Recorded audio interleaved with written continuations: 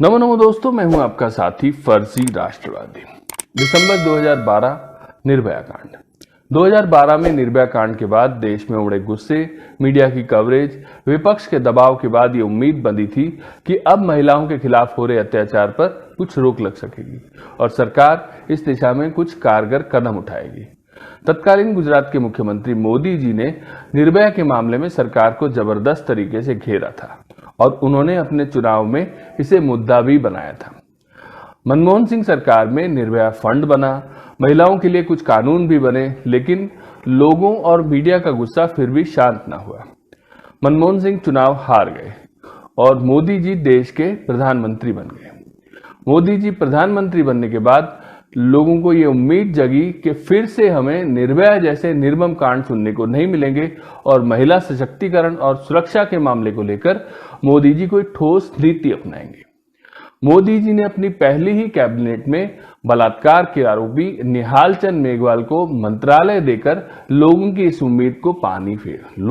उम्मीद को तोड़ दिया और उस पर पानी फेर दिया।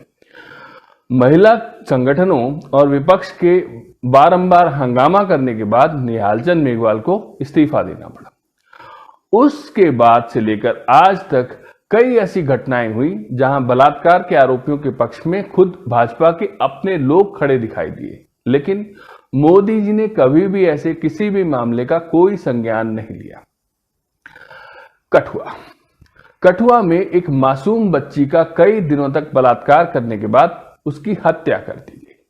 भाजपा के मंत्री तक उस तिरंगा यात्रा में शामिल हुए जो आरोपियों के समर्थन में निकाली गई थी। मोदी जी खामोश रहे। आरोपियों को अब सजा हो चुकी है। उन्नाव के सेंगर कांड को याद कर लीजिए। एक नाबालिग लड़की जिसका अपहरण हुआ, कई दिनों तक उसका बलात्कार हुआ, उसने भाजपा विधायक कुलदीप सिंह सेंगर पर गंभीर आरोप लगाए, लेकिन कोई सुनवाई नहीं हुई। प्रशासन सेंगर को बचाता रहा। पीड़िता के पिता को पुलिस वाले उठाकर थाने ले गए, वहां उसे टॉर्चर करके मार दिया। मामले ने तूल पकड़ा।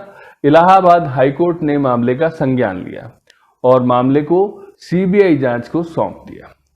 तब जाकर सेंगर की गिरफ्तारी संभव हुई। सेंगर के समर्थन में भी भाजपा ने रैली निकाली। मोदी जी पूरे घटनाक्रम में हमेशा की तरह शांत रहे। सेंगर को अपहरण और रेप के मामले में सजा हो चुकी है। भाजपा नेता स्वामी चिन्मयानंद पर एक लड़की ने यौन शोषण के आरोप लगाए। चिन्मयानंद की मालिश करवाती हुई क्लिप वायरल हो गई, जिसमें चिन्मयानंद पूरी तरह से नंगे होकर मालिश करवा रहे हैं। चिन्मयानंद के खिलाफ पहले भी यौन शोषण और बलात्कार जैसे गंभीर आरोप लग चुके हैं। चिन्मयानंद पर आरोप लगाने वाली लड़की पर मुकदमा कायम हो गया और उसे जेल भेज दिया गया। चिन्मयानंद पर लगे पुराने मुकदमे योगी सरकार ने वापस ले लिए। चिन्मयानंद आज भी बाहर घूम रहे हैं। हाथरस में एक दलित बेटी के साथ गैंग रेप हुआ। प्रशासन रेप मानने को तैयार ही नहीं था। उसका कई दिनों तक अलीगढ़ में इलाज चलता रहा। जब उसकी हालत बिगड़ी तो उसे दिल्ली रेफर कर दिया गया और ठीक समय पर इलाज ना मिलने के कारण उस लड़की की मौत हो गई। मौत के बाद जो उस पीड़ित का तमाशा प्रशासन ने बनाया वो बहुत ही तकलीफदेह था।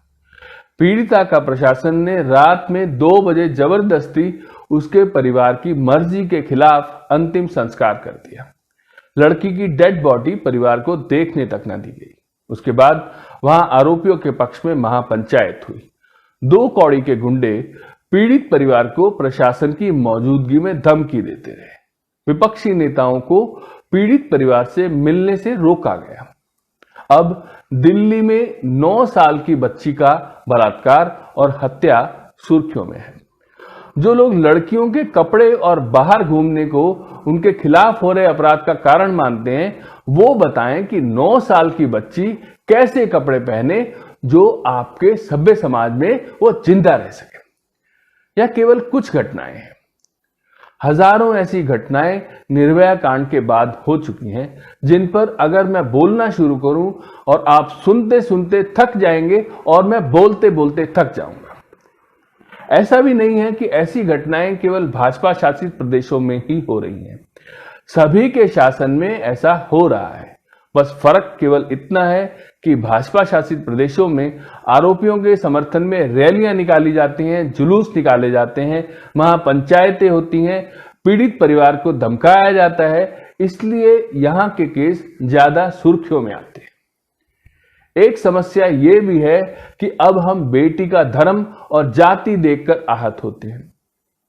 आरोपी की जाति और धर्म देखने के बाद हम ये तय करते हैं कि हमें गुस्सा करना है या नहीं करना है, हमें गुस्सा करना है तो कितना करना है, हमें शांत रहना है या क्या करना है। आज हमारे देश में लड़कियों की ऑनलाइन नीलामी के लिए ऐप बनाए जा रहे हैं। विशेष धर्म की बेटियों के बलात्कार का आह्वान सोशल मीडिया और पंचायतों में हो रहा है और सरकारें यह सब खामोशी से देख रही हैं। अंत में केवल इतना ही कहूंगा कि जानवर और इंसान में फर्क को कायम रखिए। हमारे देश की बेटी सांझी होती है। बेटी की कोई धर्म कोई जात नहीं होती, बेटी सिर्फ बेटी होती है। आपसे हाथ जोड़कर विनती है कि आप किसी भी धर्म, किसी भी समाज, किसी भी राजनीतिक पार्टी, किसी भी विचारधारा के हों, बेटियों के मामले में कम से कम एक सुर में आवाज उठाइए।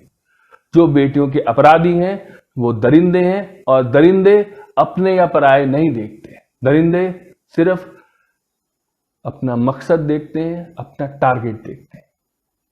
उनसे बचिए, समाज को बचाइए। धन्यवाद।